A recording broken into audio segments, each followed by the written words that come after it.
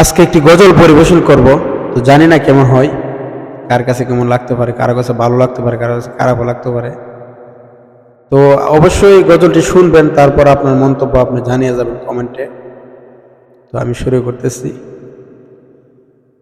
সাজিয়ে গুজিয়ে দে মোরে সজনী তোরা, সাজিয়ে গুজিয়ে দে মোরে, ওরে বড়ই পাতার গরম জলে শুয়াইয়া মশারির তোলে, আতর গোলাপ চন্দন মেখে দে সজনী তোরা, সাজিয়ে গুজিয়ে দে মোরে, ওরে সাজিয়ে গুজিয়ে দে মোরে সজনী তোরা, সাজিয়ে গুজিয়ে দে মোরে।